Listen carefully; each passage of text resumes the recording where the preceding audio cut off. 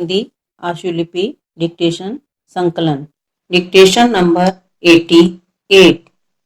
Start.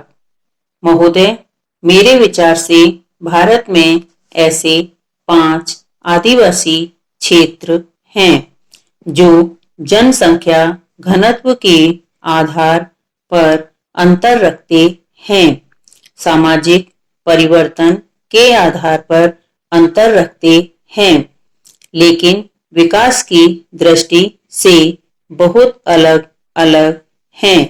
जहां तक मैं समझता हूं कि उनमें राजनीतिक और खेतीहर ढांचे के संदर्भ में बहुत विविधता पाई जाती है, लेकिन ये क्षेत्र सामुदायिक तौर पर एक दूसरे से भाषा, संस्कृति और शारीरिक बनावट में काफी भिन्नता रखते हैं।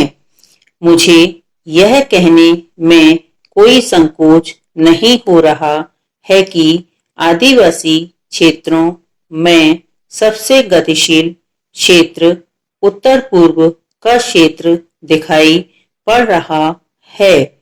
बाकी देश से इसके संबंध प्रगाढ़ बनाने का काम अभी चल ही रहा है। इसके बाद मध्यवर्ती भारत का आदिवासी क्षेत्र है, जो गुजरात के ऊपर मध्य प्रदेश के ऊपरी आंध्र प्रदेश से लेकर पश्चिम बंगाल तक फैला हुआ है।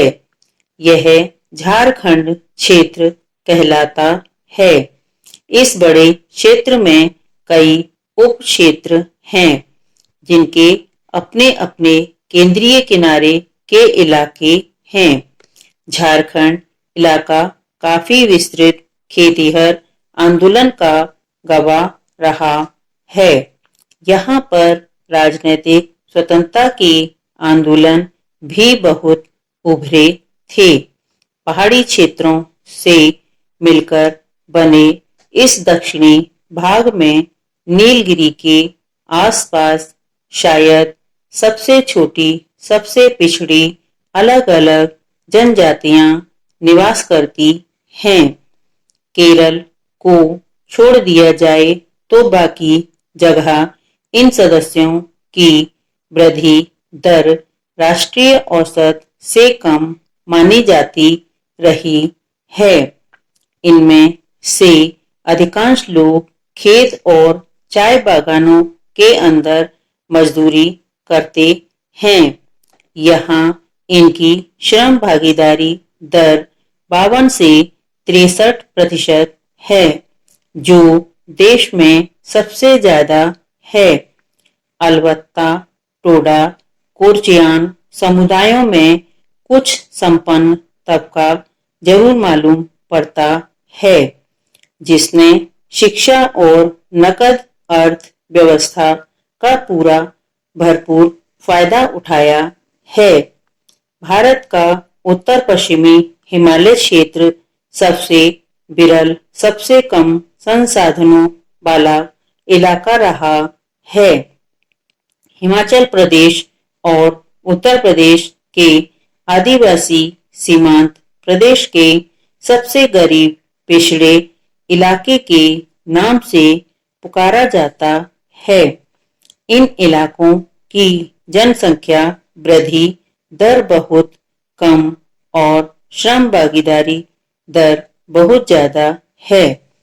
यह हमारे लिए पीड़ा की बात है। यह इलाका बहुप्रति प्रथा के लिए प्रसिद्ध है। तिब्बत के साथ व्यापार खत्म हो जाने के बाद से इस इलाके के आदिवासियों की अर्थव्यवस्था गड़बड़ा चुकी है। अंडमान निकोबार द्वीप समूह में मुख्यतः 2 जनजातीय समूह रहे हैं। अंडमानी सबसे अलग थलग लगभग स्थिर आबादी वाला समूह होता है। निकोबारी समूह बुलंद अर्थव्यवस्था, फलती फूलती आबादी के प्रतीक है। आदिवासियों के बारे में लोगों से यह कहते हुए सुना है कि वह केवल नमक बाजार से लेता है, बाकी सब जंगल और प्राकृतिक तरीके से पैदा हुई चीजों से गुजारा कर लेता है। वर्तमान स्थिति में पानी, सड़क, बिजली, स्कूल, संचार साधन मुहैया हो रहे हैं। स्टॉप।